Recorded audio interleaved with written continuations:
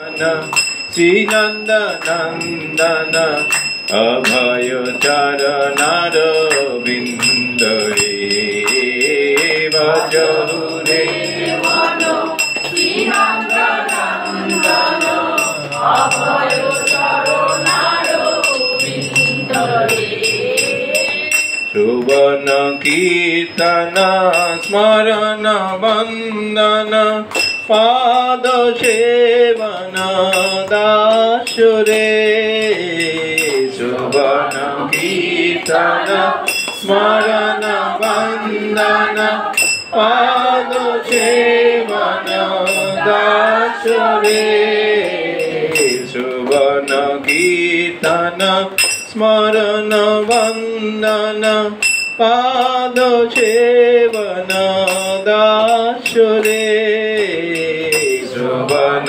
কীর্তন স্মরণ বন্দন পাদ সেবন দাসরে পূজন সখী জন আত্মনিবেদন পূজন সখী জন আত্মনিবেদন Govinda Das ভিলাচরে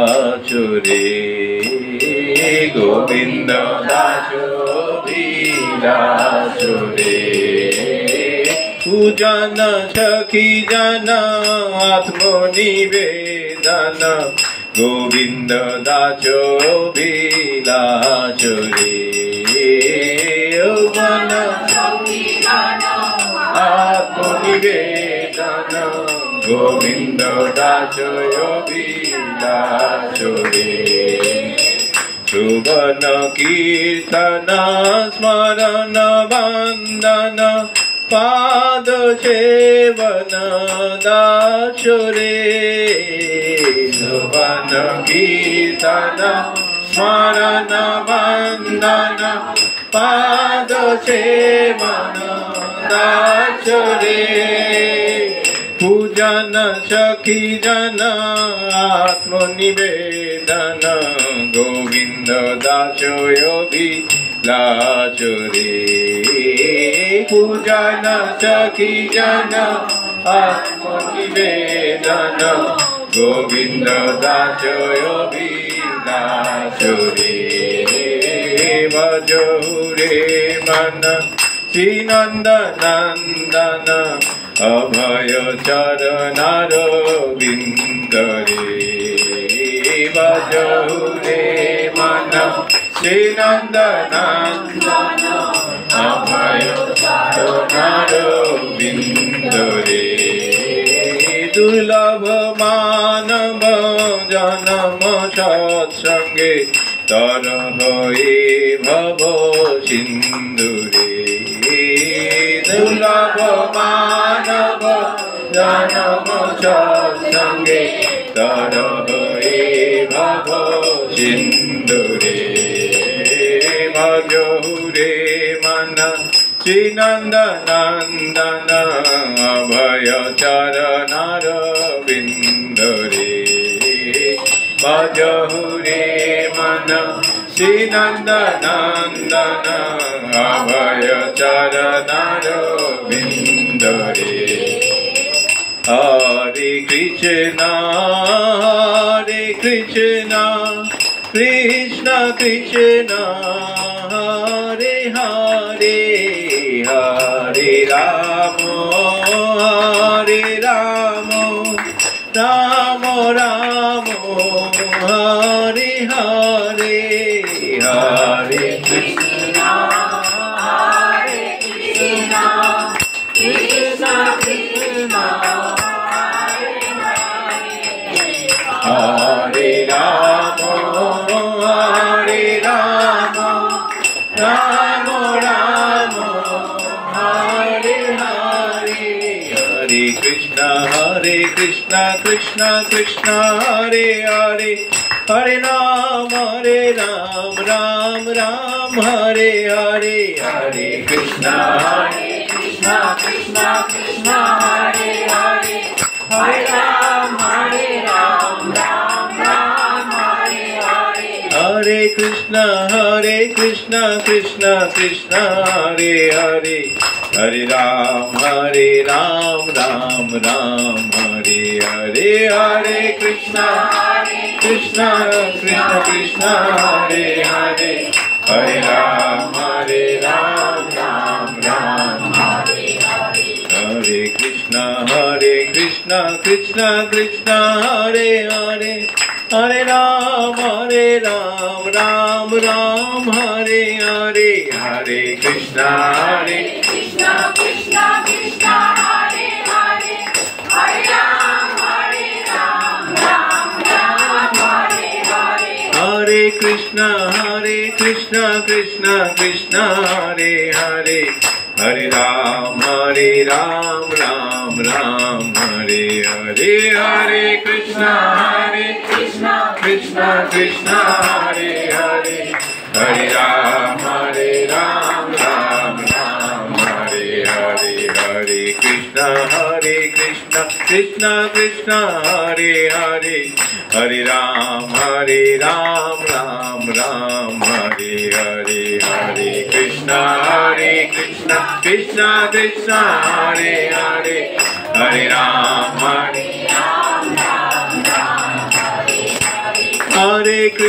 Hare Krishna Krishna Hare Hare Hare Ram Ram Hare Hare Hare Krishna Krishna Hare Hare Hare Ram Hare Krishna Krishna Krishna Hare Hare Hare Ramo Ramo Ramo Hare Hare Hare Krishna Krishna Krishna Hare Hare Hare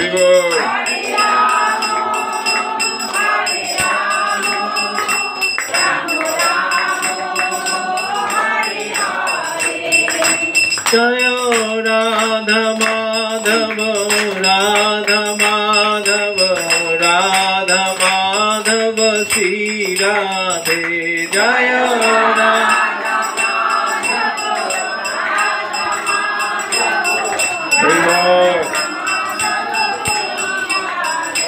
Jaya Gauranitai Jaya Gauranitai Patita Pavana Gauranitai Jaya Gauranitai Jaya Gauranitai Patita Pavana Gauranitai Jaya Panchatattva Jaya Panchatattva Panchatattva Jaya Panchatattva Jaya Panchatattva Jaya Panchatattva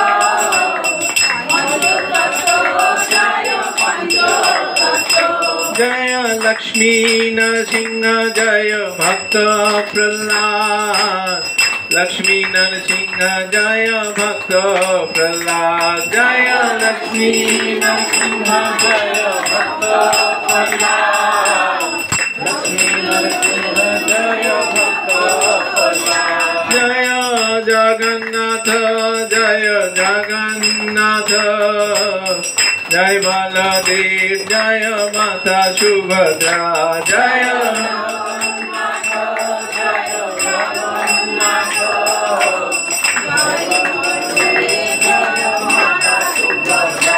Jaya Jaya Prabhupada Prabhupada Prabhupada Prabhupada Jaya Jaya Prabhupada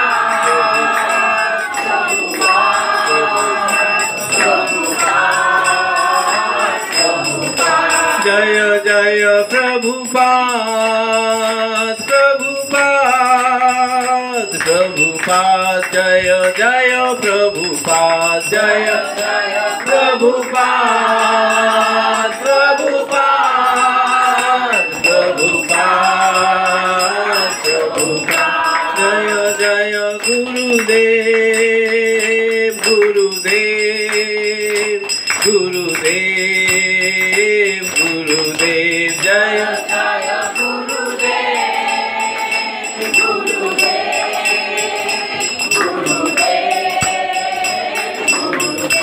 जय जय गुरुदेव गुरुदेव गुरुदेव जय जय गुरुदेव जय गुरुदेव गुरुदेव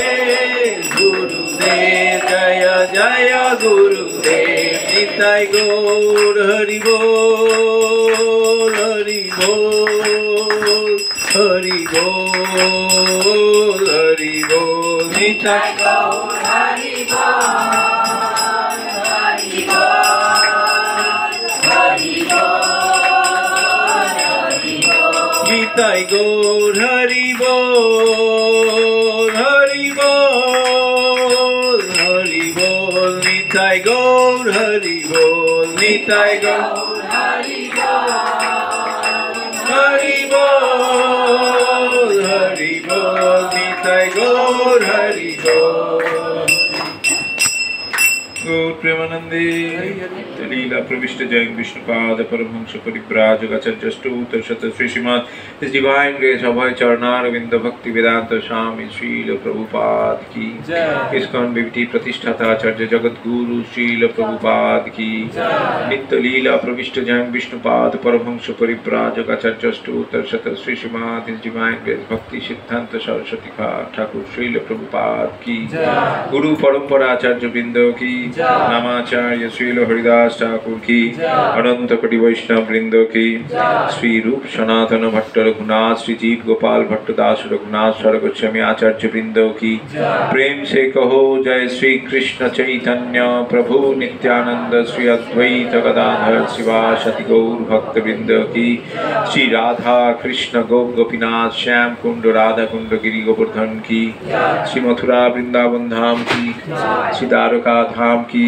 श्री अयोध्या धाम की श्री क्षेत्र पुरुषोत्तम जगन्नाथ पुरी धाम की श्री नवद्वीप मायापुर धाम की गंगा जमुना सरस्वती माई की भक्ति देवी तुलसी महारानी की भुवन मंगलकारी जुगधर्म हरिनाम संकीर्तन यज्ञ की शील Prabhupada his transcendental book distribution की श्री राधा कृष्ण गोपीनाथ श्याम कुंड राधा कुंड गिरि गोवर्धन की श्रीमद् भगवद गीता यथायथो की ग्रंथराज श्रीमद् भागवतम की श्री श्री राधा माधव सखी वृंदो की श्री श्री गौर निताय पंचतत्व भगवान की the most merciful Lord Shri Jagannath Baldev Subhadra महारानी की भक्ति विघ्न विनाशं लक्ष्मी नरसिंह भक्त प्रहलाद महाराज की समवेत गौर भक्तवृंद की निताय निताय निताय गौर प्रेमानंदे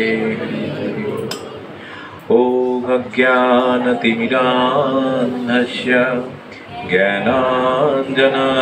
ज्ञानाञ्जनशलाकया चक्षुरुन्मीलितं येन तस्मै श्रीगुरवे नमः श्रीचैतन्यमनोभीष्टं स्थापितं येन भूतले स्वयं रूप कदा मह्यं ददाति च पदान्तिकं वन्देऽहं श्रीगुरो श्रीयुतपदकमलं श्रीगुरुन् वैष्णवांश्च श्रीरूपं साग्रजातं सहगण रघुनाथान्वितं तं सजीवं साद्वैतं सावधूतं परिजनसहितं कृष्ण चैतन्यदेवं श्रीराधा कृष्णपादान् सहगण ललिता श्रीविशाखान्वितांश्च नमो विष्णुपादाय कृष्णप्रेष्ठाय भूतले श्रीमते भक्तिवेदांत स्वामिनीति नामिने नमस्ते सरस्वते देवे गौरवाणी प्रचारिणे निर्विशेष शून्यवादी पाश्चात्यदेशतारिणे वाञ्छाकल्पतरुभ्यश्च कृपा सिन्धुभ्येव च पतितानां पावनेभ्यो वैष्णवेभ्यो नमो नमः। नमो महावदन्नाय कृष्णप्रेम प्रदायते कृष्णाय कृष्णचैतन्य नाम्ने गौरतिसे नमः। पञ्चतत्त्वात्मकं कृष्ण भक्तरूपस्वरूपकं भक्तावतारं भक्ताख्यं नमामि भक्तशक्तिकम्। हे कृष्ण करुणा सिन्धो दीनबन्धो जगत्पते गोपेश गोपिकाकान्त राधाकान्त नमस्तुते। तप्त काञ्चन गौरांगी राधे वृन्दावनेश्वरी वृषभानुसुते देवी प्रणमामि हरिप्रिये। नीलाचल निवासाय नित्याय परमात्मने बलभद्र सुभद्राभ्यां जगन्नाथाय ते नमः। वृन्दावै तुलसी देवै प्रियावै केशवस्य च विष्णुभक्ति प्रदे देवी सत्यवत्यै नमो नमः। जय श्री कृष्ण चैतन्य प्रभु नित्यानंद श्री अद्वैत गदाधर शिवासादि गौर भक्तवृंद। हरे कृष्णा कृष्ण कृष्ण हरे हरे हरे राम राम राम हरे हरे। ओम नमो भगवते वासुदेवाय।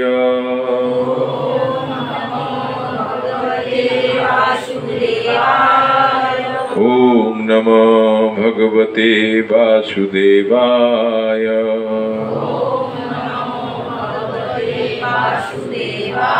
ओम नमो भगवते वासुदेवाय।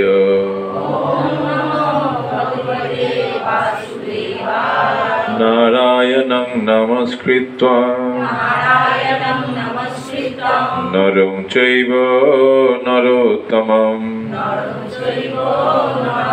देवीं सरस्वतीं व्यासं ततो जयमुदीरये। नष्टप्रायेषु अभद्रेषु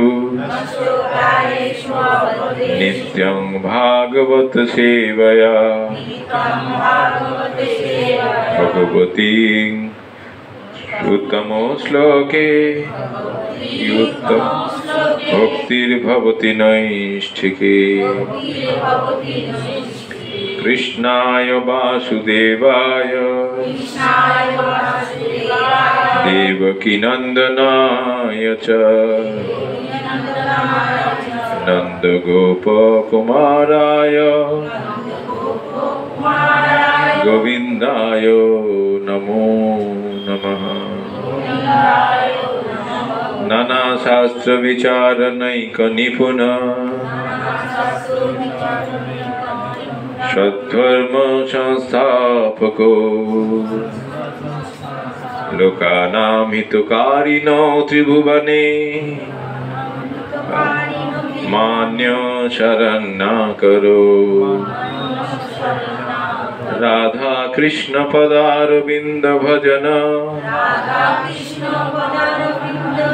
आनंदेन मत्तालिको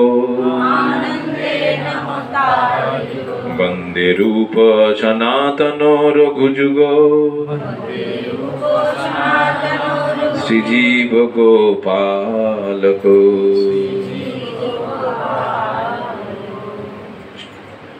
আপনাদের সবাইকে আবার একবার স্বাগত আমাদের সাপ্তাহিক শ্রীমদ্ ভগবদ্ গীতা ক্লাসে। আমরা শ্রীমদ্ ভগবদ গীতা যথাযথ গ্রন্থ থেকে অধ্যয়ন করছিলাম। অধ্যায় 14, চতুর্দশ অধ্যায়, গুণত্রয় বিভাগ যোগ। এই অধ্যায়ের আমরা 6 নম্বর শ্লোক পর্যন্ত পাঠ করেছিলাম। আজকে আমরা 14 নম্বর অধ্যায়ের 7 নম্বর শ্লোক থেকে পাঠ করব। তো আমাদের আলোচ্য বিষয় ছিল,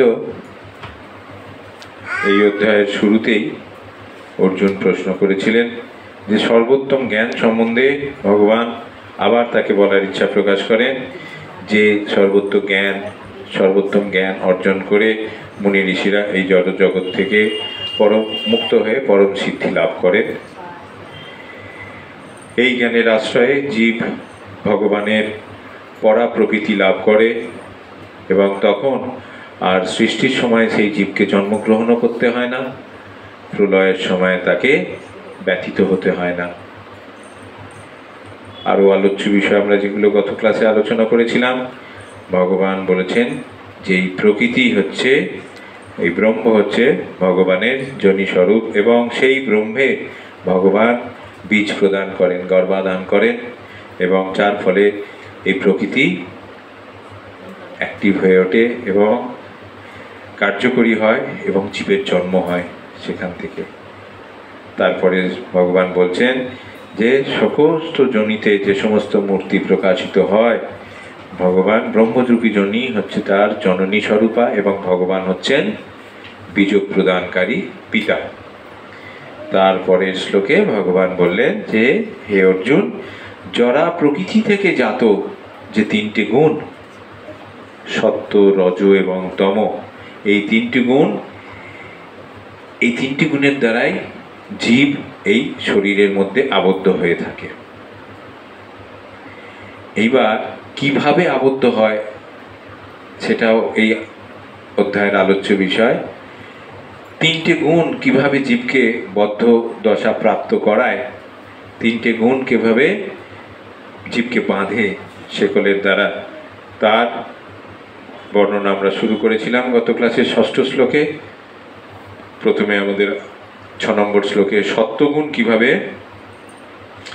জীবকে আবদ্ধ করে তার বর্ণনা আমরা শ্রবণ করেছিলাম। 3টে গুণের মধ্যে যদিও সত্যগুণ হচ্ছে নির্মল, কিন্তু বলা হচ্ছে সেই নির্মল হওয়া সত্ত্বেও সেই গুণ কিন্তু জীবকে সুখ এবং জ্ঞানের মাধ্যমে আবদ্ধ করে। আমরা এবার 7 নম্বর শ্লোক থেকে আলোচনা করব কিভাবে রজ এবং তমগুণ জীবকে আবদ্ধ করে।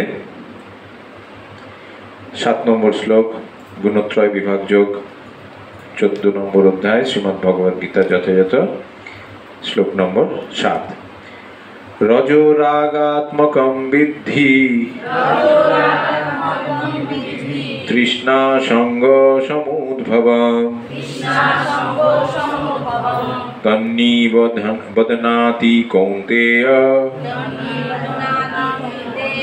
তন্নিবধ্নাতি কৌন্তেয় কর্ম সঙ্গেন দেহিনাম রজো রাগাত্মকং বিদ্ধি তৃষ্ণা সঙ্গ সমুদ্ভবম তন্নিবধ্নাতি কৌন্তেয় কর্ম সঙ্গেন দেহিনাম। অনুবাদ: হে কৌন্তেয়, রজগুণ অনুরাগাত্মক এবং তা তৃষ্ণা ও আসক্তি থেকে উৎপন্ন বলে জানবে এবং সেই রজগুণই জীবকে সকাম কর্মের আসক্তি দ্বারা আবদ্ধ করে।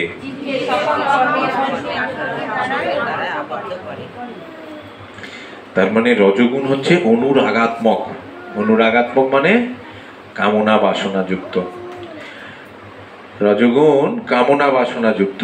রজগুণের দ্বারা প্রভাবিত হয়ে মানুষের কি বাড়ে? বাসনা বাড়ে, জড় বাসনা আমাদের বাড়তে থাকে।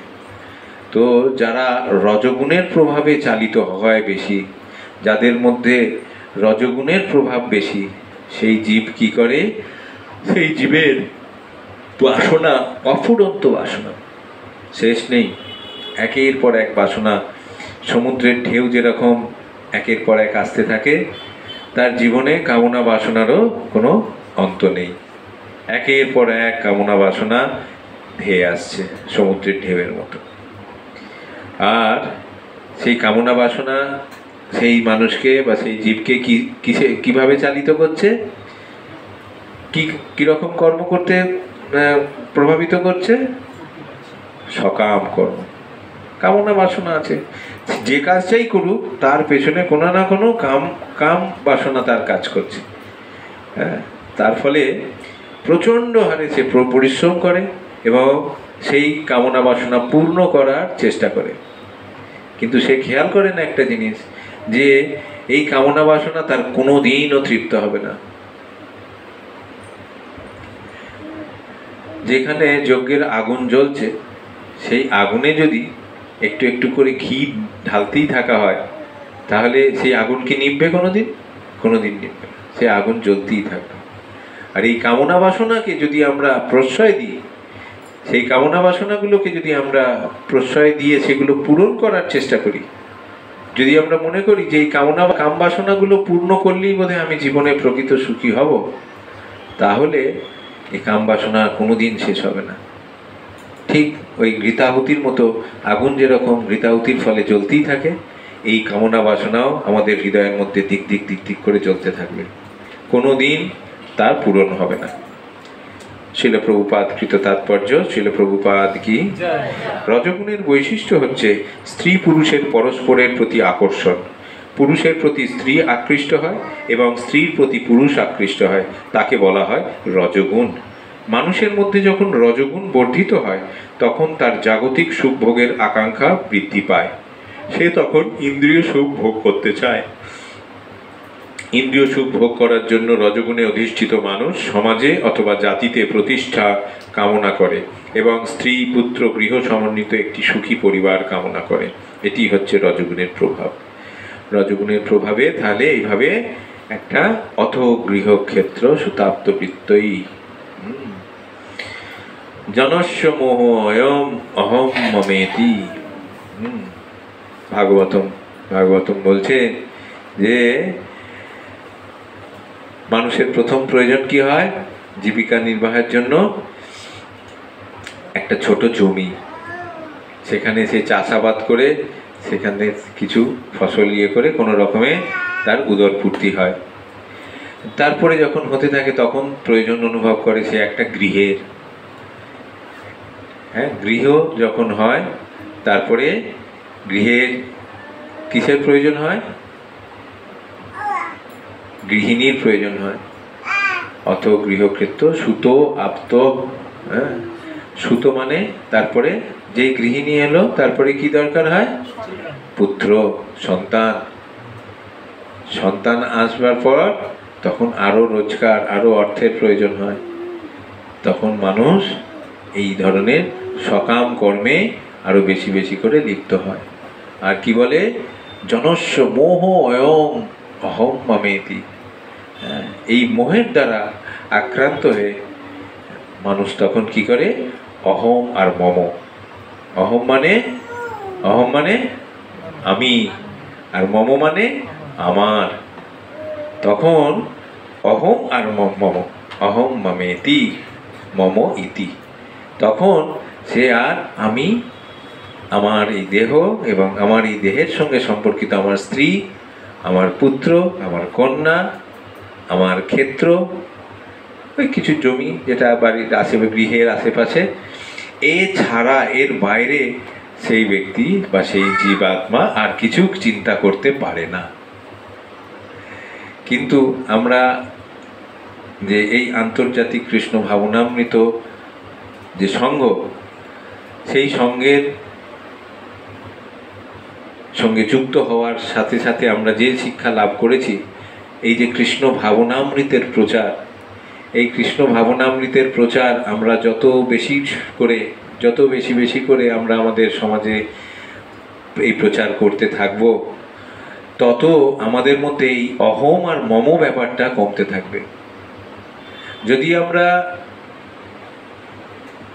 এই ভক্তিযোগ অনুশীলনের মাধ্যমে মনে করি যে আমি তো বেশ ভালোই আছি, হ্যাঁ, ভক্তরা যদি আমরা এরকম মনে করি যে আমি তো বেশ ভালোই আছি, আমার পরিবারের সবাই কি সুন্দর সকাল সন্ধ্যে জপ করছে, আরতি হচ্ছে, ভগবানকে ভোগ নিবেদন হচ্ছে, পুরো সংসারে যেন একটা বেশ শান্তির বাতাবরণ বিরাজ করছে, এই মনে করে আমি বেশ সুখে আছি মনে করে যদি সেই মানুষ তার সংসারে আবদ্ধ থেকে হ্যাঁ সুন্দর সুখী জীবনযাপন করতে শুরু করে, তাহলে কিন্তু সেটা ভক্ত সুলভ আচরণ হবে না। ভক্ত কখনো আমার ভালো থাকা, নিজের ভালো থাকাকে অত বেশি গুরুত্ব দেয় না, গুরুত্বই দেয় না, অত বেশি নয়, একদমই গুরুত্ব দেয় না। ভক্ত হচ্ছে পর দুঃখে দুঃখী, পর সুখে যেমন সুখী, অন্যের সুখে যেমন ভক্ত সুখ প্রাপ্ত হয়, তেমনি ভক্তর আর একটা গুণ হচ্ছে সে হচ্ছে পর দুঃখে দুঃখী। আজকে সমাজের মানুষের যে ভোগান্তি, যে কষ্ট প্রতিটি মানুষ ভোগ করছে, সেই কষ্টের কারণ প্রকৃত কারণ একজন ভক্ত জানেন, যে এর কারণ কোনো অর্থের যে ঘাটতি বা অর্থের কোনো মানে অপর্যাপ্ত অর্থের যোগান তা নয়, অর্থের অভাব নয় এই কষ্টের কারণ। একজন ভক্ত জানে আজকে সমাজের মানুষ যদি কষ্ট পাচ্ছে তাহলে তার প্রধানতম কারণ হচ্ছে ভগবান থেকে বিচ্ছিন্ন হয়ে যাওয়া, ভগবানের সঙ্গে সম্পর্কচ্যুত হওয়ার ফলে আজকে আমরা সমাজে এত কষ্ট। আজকে তাহলে তখন এটা জানতে পেরে ভক্ত কি করে, ভক্ত তখন মানুষের প্রকৃত কষ্টের কারণটা জানতে পেরে সেই সমাজে সেই কষ্ট পাওয়া মানুষগুলোর মধ্যে যে তাদের হারিয়ে যাওয়া যে সম্পর্কটা ভগবানের সঙ্গে, সেই সম্পর্কটা পুনর্স্থাপন করার চেষ্টা করে। অর্থাৎ সেই মানুষগুলোকে, সেই কষ্ট পাওয়া, সেই পীড়িত মানুষগুলোকে কৃষ্ণ ভাবনার অমৃত দান করার চেষ্টা করে। সেই জন্য ভক্ত কখনো নিজের ইন্দ্রিয় সুখ ভোগ করার বাসনা করে না। কিন্তু মানুষের মধ্যে যখন রজগুণ বর্ধিত হয় তখন তার জাগতিক সুখ ভোগের আকাঙ্ক্ষা বৃদ্ধি পায়, সে তখন ইন্দ্রিয় সুখ ভোগ করতে চায়। ইন্দ্রিয় সুখ ভোগ করার জন্য রজগুণে অধিষ্ঠিত মানুষ সমাজ অথবা জাতিতে প্রতিষ্ঠা কামনা করে এবং স্ত্রী পুত্র গৃহ সমন্বিত একটি সুখী পরিবার কামনা করে। এগুলি রজগুণের প্রভাব। মানুষ যখন এইসব আকাঙ্ক্ষা করে তখন তাকে কঠোর পরিশ্রম করতে হয়। গৃহ হয়ে গেছে, ক্ষেত্র হয়ে গেছে, স্ত্রী হয়ে গেছে, সুতো পুত্র হয়ে গেছে, আর তো তার ঘরে বসে থাকলে চলবে না, তাকে পিঠের একটা ভারী বোঝা নিয়ে বেরিয়ে পড়তে হবে রাস্তায় অর্থ রোজগারের জন্য।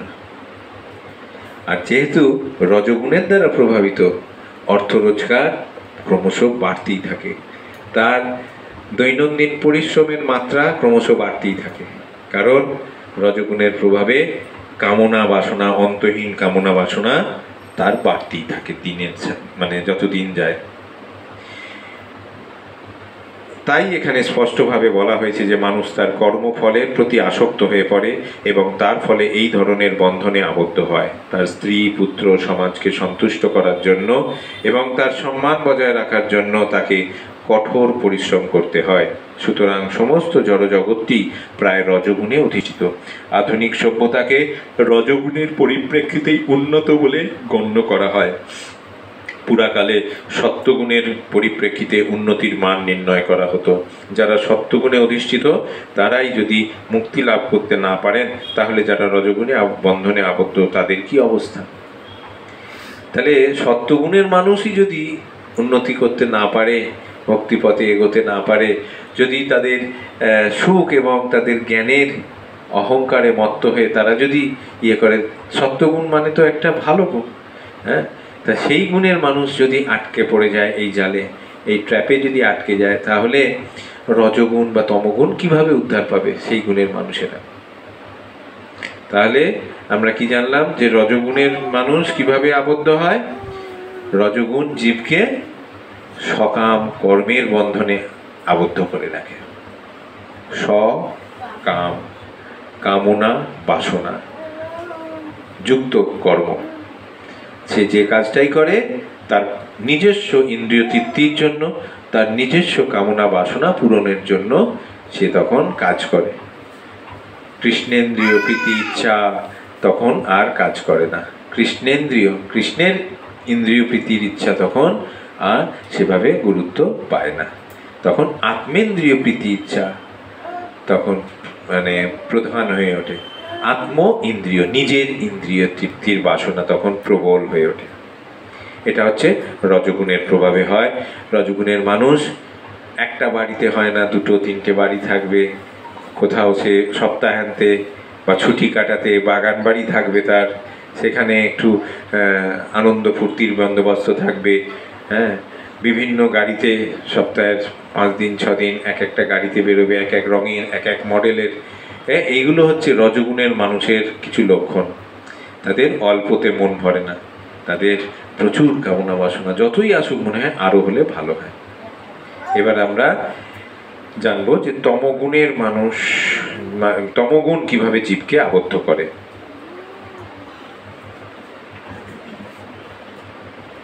তমস্তু অজ্ঞানজং বিদ্ধি মোহনং সর্বদেহিনাং প্রমালাস্য নিদ্রাভি তন্নিবধ্নাতি ভারত। তমস্তু অজ্ঞানজং বিদ্ধি মোহনং সর্বদেহিনাং প্রমাদালস্য নিদ্রাভি তন্নিবধ্নাতি ভারত। হে ভারত, অজ্ঞানজাত তমগুণকে সমস্ত জীবের মোহনকারী বলে জানবে। সেই তমগুণ প্রমাদ, আলস্য ও নিদ্রার দ্বারা জীবকে আবদ্ধ করে। তার মানে মোহ সৃষ্টি হয়। সেই মোহের দ্বারা তমগুণের মানুষ প্রমাদ, মানে প্রমাদ, ভুলভাল কাজকর্ম আরম্ভ করে। আর কিভাবে আবদ্ধ হয়? নিদ্রা। আর যার নিদ্রা বেশি তার মধ্যে কি থাকে? যার নিদ্রা বেশি থাকে সে কি খুব অ্যাক্টিভ থাকে নাকি? খুব কর্মঠ থাকে নাকি? না, সবসময় আলস্য, সবসময় হাই তুলছে, আর একটু ঘুমোলে ভালো হয়, কি হবে, থাক না, কাল হবে, আজকে থাক। এইগুলো হচ্ছে, এই ধরনের কথাবার্তা যারা বলে মনে মনে ধরে নিতে হবে এরা হচ্ছে তমগুণের মানুষ। 24 ঘন্টার দিন 10-12 ঘন্টা ঘুমিয়েই কাটাচ্ছে। রাত্রিরে 10 ঘন্টা, দিনের বেলাও 2-3 ঘন্টা হলে ভালো হয়। এছাড়াও ফাঁক করে যদি একটু বৃষ্টি টিষ্টি পড়ে, বর্ষার ওয়েদার থাকে, সন্ধ্যেবেলা, দুপুরে যখন পারছে একটু করে গড়িয়ে নিচ্ছে। হ্যাঁ, আর আলস্য, কোনো কাজে তাদের কোনো এনার্জি নেই। থাক, কি হবে, শুয়ে শুয়েই হচ্ছে, থাক না, কালকে দেখা যাবে, রাখো। বাজার যেতে বলছে, না থাক, যা আছে আলু বা সেদ্ধ দিয়ে দাও ভাতে, কালকে যাবো বাজার, সবজি ফবজি, আজ থাক, রোজই তো আনা হয়। এই যে লক্ষণগুলো, এগুলো হচ্ছে তমগুণের মানুষ। এটা দেখবেন এদের আহারও তামসিক। আহার, নিদ্রা, ভয়, মৈথুন প্রবল, এদের প্রবল তামসিক আহার, উগ্র তেল মশলা জাতীয় খাবার দাবার। আমরা আলোচনা করব এই গুণের প্রভাবে আহারের কিরকম হয়, পরবর্তী অধ্যায়ে আমাদের আলোচনায় আসবে। হ্যাঁ, তো এর সমস্ত গুণগুলোই যেন তাকে অন্ধকারে ঢেকে রাখার জন্যই সেই গুণগুলো। আর তমগুণের মানুষ এইভাবে প্রমাদ, আলস্য এবং নিদ্রার দ্বারা তমগুণ জীবকে আবদ্ধ করে। শিল প্রভুপাদ কৃত তাৎপর্য, শিল প্রভুপাদ কি। এই শ্লোকে সংস্কৃত তু শব্দটির প্রয়োগ খুবই তাৎপর্যপূর্ণ। এর অর্থ হচ্ছে যে তমগুণ দেহধারী আত্মার অতি অদ্ভুত একটি গুণ। এই তমগুণ হচ্ছে সত্যগুণের সম্পূর্ণ বিপরীত। সত্যগুণে জ্ঞান অনুশীলনের ফলে জানতে পারা যায় কোনটি কি, কিন্তু তমগুণ হচ্ছে ঠিক তার বিপরীত। সত্যগুণে মানুষ কি করে? জ্ঞান আহরণ করার চেষ্টা করে, আর এখানে হচ্ছে ঠিক তার বিপরীত। জ্ঞান আহরণ করার কোনো ইচ্ছাই তার নেই। ওই অন্ধকারে আছে, অন্ধকারেই থাক, পড়াশোনা শিখে কি হবে, থাক। পারিবারিক ব্যবসা আছে, কি অভাবটা আছে, পড়াশোনা শিখে কি হবে, না সে নিজে পড়তে চায়, ছেলেপুলেকে থাক, পড়তে হবে না, ব্যবসা দেয়, আর অন্ধকারে থাক। ঠিক সত্যগুণের বিপরীত। তমগুণের দ্বারা আচ্ছন্ন সকলেই উন্মাদ, এবং যে উন্মাদ সে বুঝতে পারে না কোনটি কি। উন্মাদের পক্ষে কোনটা ঠিক কোনটা বেঠিক বোঝা সম্ভব নয়। উন্নতি সাধন করার পরিবর্তে সে অধঃপতিত হয়। বৈদিক শাস্ত্রে, জানলাগুলো এবার বন্ধ করে মশা ঢুকছে। বৈদিক শাস্ত্রে তমগুণের বর্ণনা করে বলা হয়েছে, বস্তু যথাত্ম জ্ঞান আবরকং বিপর্যয় জ্ঞান অর্জনকং তম। তমগুণের দ্বারা আচ্ছন্ন হয়ে পড়লে বস্তুর স্বরূপ নির্ধারণ করতে পারা যায় না। যেমন সকলেই জানে যে তার পিতামহ মারা গেছেন, এবং তাই সেও একদিন মারা যাবে, কারণ মানুষ মরণশীল। বন্ধ করে দেয়। সে দেখছে তার পিতামহ মারা গেছে, তার বাবাও মারা গেল, সে ভাবছে আমি বুঝি আর মারা যাব না। এমনই তার অন্ধকার দশা। ওই ঘরের জানলাটা বন্ধ আছে, ভেতরের ঘরে। তো তমগুণের মানুষ দেখছে যে তার পরিবারের বয়োজ্যেষ্ঠরা এক এক করে মারা যাচ্ছে সবাই। তার পিতামহ মারা গেছে, তার পিতাও মারা গেল কদিন আগে। তারপরেও সেই লোকটা ভাবছে আমি বুঝি টিকে থাকবো, আমার মধ্যে মৃত্যু হবে না, এবং সে সেই মৃত্যুকে এড়ানোর জন্য বিভিন্ন রকমের প্রক্রিয়ার উদ্ভাবন করে। তো এইভাবে তমগুণের মানুষ অন্ধকারে থাকে। তার গর্ভজাত সন্তান সন্ততিরাও একদিন মারা যাবে। সুতরাং সকলেরই মৃত্যু অবধারিত, কিন্তু তবুও মানুষ তার সনাতন আত্মাকে উপেক্ষা করে উন্মাদের মতো দিন রাত পরিশ্রম করে ধন সম্পদ সঞ্চয় করে চলেছে। এটিই হচ্ছে উন্মত্ততা। তাদের এই উন্মত্ততার ফলে তারা পারমার্থিক উন্নতি সাধনের প্রতি অত্যন্ত নিষ্ক্রিয়। এই ধরনের মানুষ অত্যন্ত অলস। পারমার্থিক জ্ঞান লাভের জন্য যখন তাদের সাধুসঙ্গ করতে আহ্বান করা হয়, তখন তারা তাতে খুব একটা উৎসাহী হয় না। তারা এমনকি রজগুণের দ্বারা পরিচালিত মানুষদের মতোও ততটা সক্রিয় নয়। এভাবেই তমগুণের দ্বারা আচ্ছন্ন মানুষদের আরেকটি লক্ষণ হচ্ছে তারা যতটা প্রয়োজন তার থেকে বেশি ঘুমায়। 6 ঘন্টা ঘুমই যথেষ্ট, কিন্তু তমগুণে আচ্ছন্ন যে মানুষ সে কম করে 10 থেকে 12 ঘন্টা ঘুমায়। এই ধরনের মানুষ সর্বদাই বিষাদগ্রস্ত হয়ে থাকে, এবং তারা মাদকদ্রব্য ও নিদ্রার প্রতি অত্যন্ত আসক্ত। এগুলি হচ্ছে তমগুণের দ্বারা আবদ্ধ মানুষের লক্ষণ। প্রচুর নেশা করে, মদ্যপান করে, সুরাপান, ধূমপান, যত রকমের পান আছে, অবৈধ পান, সব তারা করে।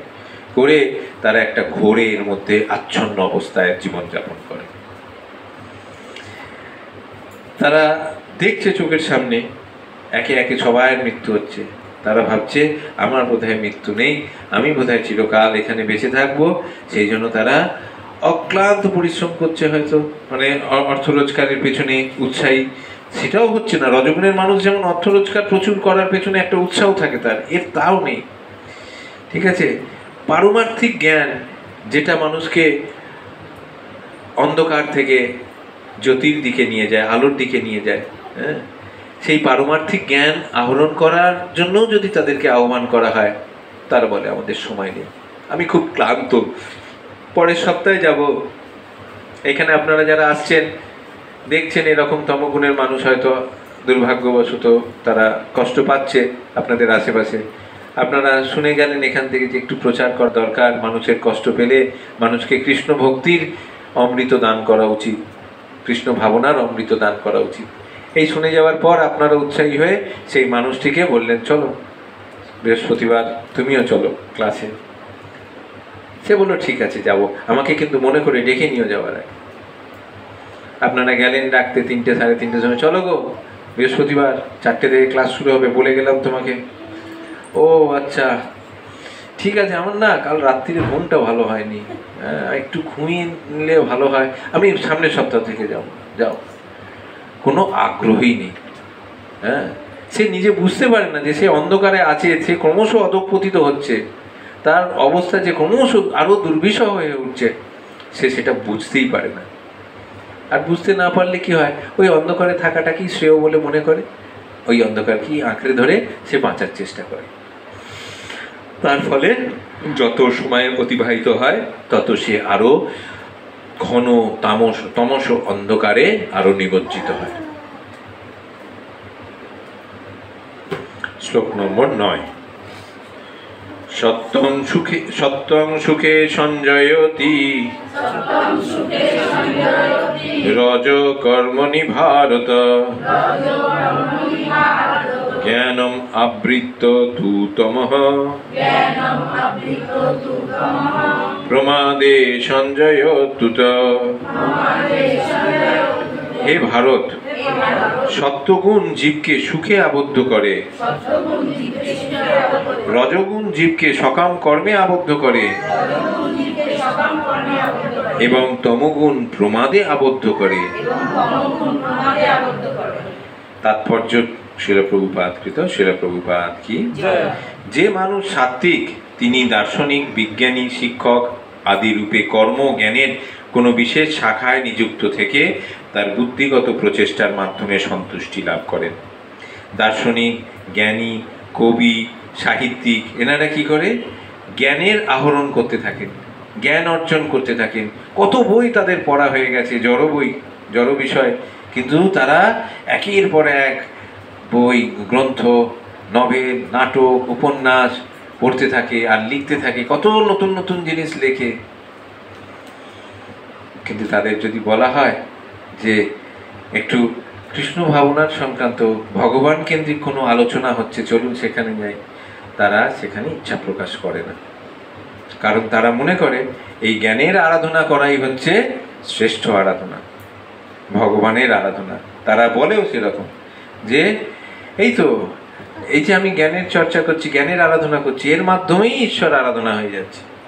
চিন্তা করুন, আলাদা করে ঈশ্বর আরাধনা করার তাদের আর কোনো প্রয়োজন নেই বলে তারা মনে করে। রজগুণের দ্বারা প্রভাবিত সকাম কর্মে লিপ্ত মানুষ যতটা সম্ভব সম্পদ আহরণ করেন এবং সৎ কার্যে অর্থ ব্যয় করে। এটা গেল সত্যগুণে জ্ঞান আহরণ করছে। রজগুণ কি করছে? সম্পদ আহরণ করছে, আরো বেশি বেশি বেশি বেশি ব্যাংক ব্যালেন্স, বেশি গাড়ি, বেশি বাড়ি, বেশি সব কিছু সম্পদ বেশি বেশি করে তারা আহরণ করছে। আর যত বেশি সম্পদ আহরণ করছে, সৎ কার্যে সেগুলো ব্যয় করার চেষ্টা করছে। ওই যে হাসপাতাল তৈরি, এতে তৈরি, এটা তৈরি, অনাথ আশ্রম, বৃদ্ধাশ্রম। হ্যাঁ ঠিক আছে, এগুলো সামাজিক কাজ, আমরা মানছি, আমরা অস্বীকার করছি না। কিন্তু যদি বলা হয় যে আজকে ভগবান থেকে বিচ্ছিন্ন হওয়ার জন্য সমাজের মানুষ এত কষ্ট পাচ্ছে, তাহলে ভগবানের এই দিব্য নামের প্রচারে আপনি একটু আমাদেরকে কিছু সহায়তা করুন, তখন কিন্তু লক্ষ লক্ষ টাকা, কোটি কোটি টাকা তার ব্যাংকে পড়ে থাকবে, তাও তিনি সেই কাজে ব্যবহার করবেন না, কারণ সেই প্রয়োজনটাই মনে করেন না। কারণ তিনি কি মনে করেন? যেমন সত্যগুণের মানুষ মনে করে জ্ঞানের আরাধনা করাই হচ্ছে ভগবানের আরাধনা করা, তারা মনে করে এই সম্পদ আহরণ করাই হচ্ছে ভগবানের, তার মাধ্যমে এই সম্পদ আহরণ করব, প্রচুর ধন সম্পত্তি হবে, তার মাধ্যমে গরিব মানুষের জন্য একটা হাসপাতাল, একটা ইয়ে করা, এটাই হচ্ছে ভগবান আরাধনা। এরা ডাইরেক্টলি ভগবানের আরাধনাটা এড়িয়ে চলে, কারণ তারা তারা মানে নিজের ইন্দ্রিয় তৃপ্তির বাসনা, এটা তারা বেশি লালায়িত, তাদের সেই দিকে চাকরি বসে যাবে।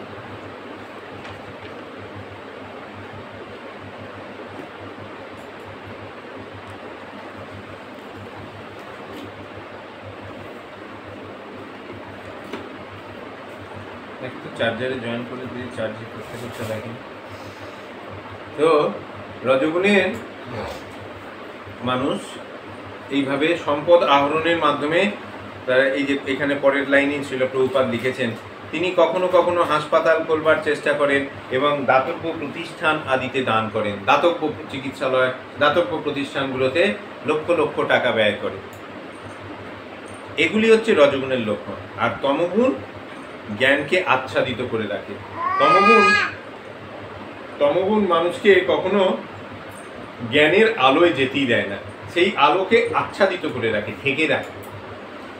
তার ফলে কি হয়, তমগুণে যাই করা হোক না কেন তাতে মানুষের নিজের মঙ্গল হয় না, অন্য কারোর মঙ্গল হয় না। অন্তত সত্যগুণ বা রজগুণে মানুষের নিজের মঙ্গল, অন্তত মঙ্গল মানে তারা যেটাকে প্রকৃত মঙ্গল বলে মনে করে, তাদের জ্ঞান আহরণের মাধ্যমে তারা বিভিন্ন সাহিত্য রচনা করছে,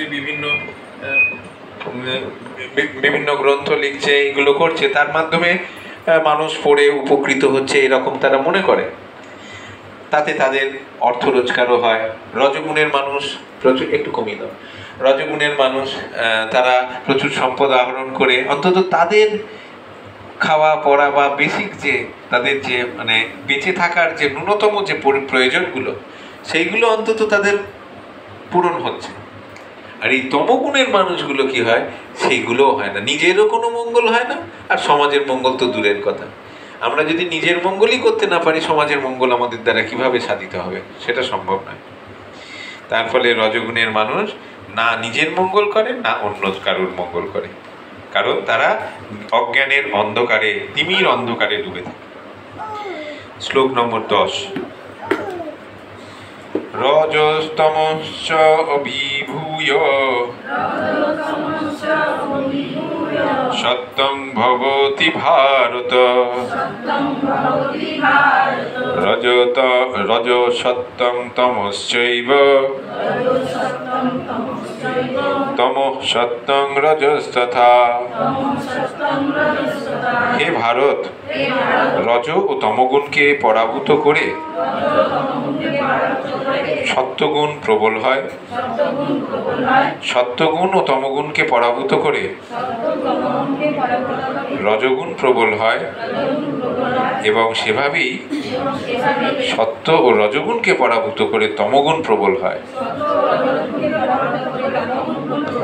মানুষের মধ্যে বিভিন্ন এই সত্য রজগুণে তমগুণের বিভিন্ন পারমুটেশন, কম্বিনেশন, রেশিও বিভিন্ন অনুপাতে থাকার ফলে কখনো দেখা যাচ্ছে যে রজতমগুণ এমনভাবে বেড়ে গেছে যে সত্যগুণ তার প্রবল হচ্ছে। মানে এই সত্যগুণ এত, এই রজতমগুণের ইয়েটা পরাভূত করে সত্যগুণ মাথাচাড়া দিচ্ছে। কখনো দেখা যায় যে সত্য তমগুণকে ইয়ে করে রজগুণ মাথাচাড়া দিচ্ছে। কখনো দেখা যায় যে সত্য রজগুণকে পরাভূত করে তমগুণ প্রবল হয়ে উঠছে। তো এইগুলো যখন ছিল প্রভুপাদের তাৎপর্য, যখন রজগুণের প্রাধান্য হয় তখন সত্য তমগুণ পরাভূত হয়। রজগুণ বেড়েছে মানে কি, তার মধ্যে অন্য দুটো গুণ কমে গেছে। সত্যগুণের যখন প্রাধান্য হয় তখন তম ও রজগুণ পরাভূত হয়, আর যখন তমগুণের মাত্রা বাড়ে তখন কি হয়, রজ সত্যগুণ পরাভূত হয়। এর প্রতিযোগিতা সব সময় চলছে। তাই যিনি কৃষ্ণ ভাবনার পথে উন্নতি সাধন করতে সংকল্পবদ্ধ, তাকে এই তিনটি গুণই অতিক্রম করতে হবে, যেটা আমরা বারবার ক্লাসে আলোচনা করি। মানুষের আচরণে, তার কার্যকলাপে, আহার বিহার আদিতে কোনো না কোনো গুণের প্রাধান্য লক্ষিত হয়। তাহলে পরবর্তী অধ্যায়গুলিতে সেই সম্বন্ধে ব্যাখ্যা করা হবে। আহার বিহার সত্যগুণের কীরকম হওয়া উচিত হয়, রজগুণের তমগুণের কীরকম হয়, এগুলো আমরা পরবর্তী অধ্যায়ে আলোচনা করব। কিন্তু কেউ যদি ইচ্ছা করেন তাহলে তিনি অনুশীলনের মাধ্যমে সত্যগুণকে বিকশিত করে রজ ও তমগুণকে পরাভূত করতে পারেন। তেমনি আবার রজগুণ বিকশিত করে সত্য তমগুণকে পরাভূত করা যায়, তমগুণকে বিকশিত করে সত্য রজগুণকে পরাভূত করা যায়। যদিও প্রকৃতিতে এই তিনটি গুণ রয়েছে, তবুও কেউ যদি দৃঢ় সংকল্পবদ্ধ হন তাহলে তিনি সত্যগুণের দ্বারা আশীর্বাদ পুষ্ট হতে পারেন এবং সেই সত্যগুণকে অতিক্রম করে শুদ্ধ সত্ত্বে অধিষ্ঠিত হতে পারেন, যাকে বলা হয় বাসুদেব স্থিতি, অর্থাৎ যে অবস্থায় ভগবত তত্ত্ব উপলব্ধি করা যায়। বিশেষ বিশেষ আচরণ প্রকাশের মাধ্যমে বুঝতে পারা যায় কোন মানুষ কোন গুণে অধিষ্ঠিত। তো আমরা এই যে সত্য রজ তম গুণের যে আলাদা আলাদা বৈশিষ্ট্যগুলো আগের শ্লোকে আলোচনা করলাম, তারা কিভাবে মানুষকে বা জীবকে কিভাবে বদ্ধ করছে, আবদ্ধ করছে, সেটা জানলাম। এই গুণগুলো যদি আমরা মনে রাখতে পারি, তাহলে রাস্তায় ঘাটে চলাফেরার সময় যে কোনো মানুষের তার আচার আচরণ কথাবার্তা থেকে আমরা বুঝতে পারবো যে সেই মানুষগুলো কোন গুণের প্রভাবে প্রভাবিত হয়ে কাজকর্ম করছে।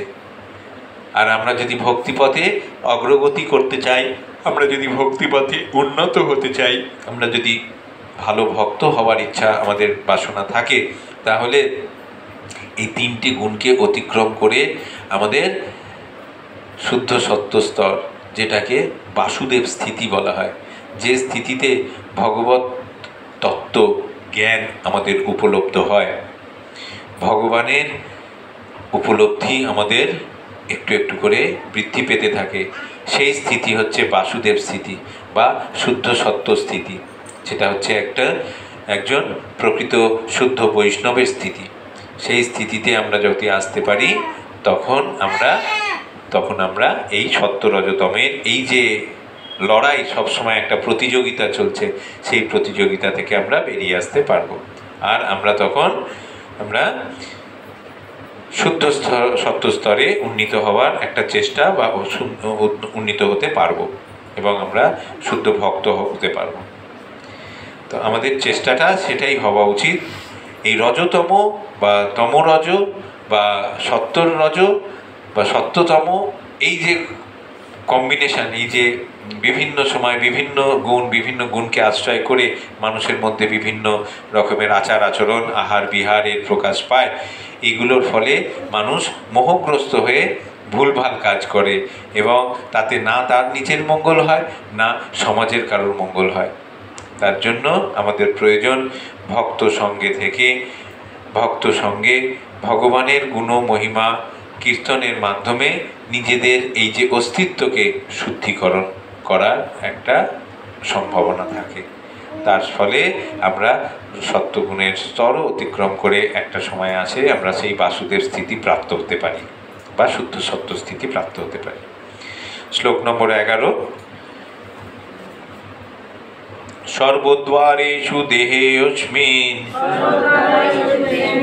প্রকাশ উপজায়তে জ্ঞানং যদা তদা বিদ্যাৎ বিবৃদ্ধং সত্যমিতি ইত্যুক্তঃ। যখন এই দেহের সব কয়টি দ্বারে জ্ঞানের প্রকাশ হয়, তখন সত্যগুণ বর্ধিত হয়েছে বলে জানবে। দেহের দরজা কটা?